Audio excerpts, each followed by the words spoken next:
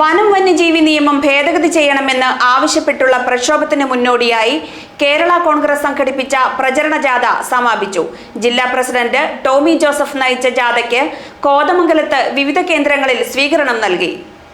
കേന്ദ്ര വനം വന്യജീവി നിയമം ഭേദഗതി ചെയ്യണമെന്ന് ആവശ്യപ്പെട്ട് Kerala Congress M chairman Jose K മാണിയുടെ നേതൃത്വത്തിൽ ഈ മാസം 27-ന് ഡൽഹിയിൽ ധർണ നടത്തുന്നുണ്ട്. ഈ ധർണയുടെ പ്രചരണത്തിനായാണ് ജില്ലാ പ്രസിഡന്റ് ടോമി ജോസഫിന്റെ നേതൃത്വത്തിൽ ജാഥ സംഘടിപ്പിച്ചത്. അങ്കമാലിയിൽ നിന്നും ആരംഭിച്ച ജാഥയുടെ 3-ാം ദിവസം നേരിമംഗലത്ത് സമാപിച്ചു. കോതമംഗലം നിയോജക മണ്ഡലത്തിലെ വനമേഖലകളിൽ ജാഥയ്ക്ക് സ്വീകരണം നൽകി. സ്വീകരണ സ്ഥലങ്ങളിൽ ജാഥ ക്യാപ്റ്റനും വിവിധ നേതാക്കളും പ്രസംഗിച്ചു. വന്യമൃഗങ്ങളെ അതിന്റെ ആവാസ വ്യവസ്ഥയിൽ നിലനിർത്തുന്നതിന് പകരം അത് നാട്ടിലേക്ക് ഇറങ്ങി നാട്ടുകാരെ ഉപദ്രവിക്കുന്ന രീതിയിലേക്ക് വന്നിരിക്കുന്നു. അതിനൊരു മാറ്റം വരണം.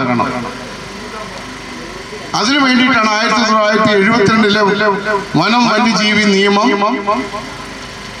ഭേദഗതി ചെയ്യണമെന്ന് പറഞ്ഞ് മാർച്ച് 27-ന് പാർട്ടി ചെയർമാൻ ജോസ് കെ മാണി സാറിന്റെ നേതൃത്വത്തിൽ 5 MLA-മാരുടെ നേതൃത്വത്തിൽ നടക്കുന്ന പാർലമെന്റ് മാർച്ചിന് മുന്നോടിയായിട്ടാണ് ഈ ജാഥ.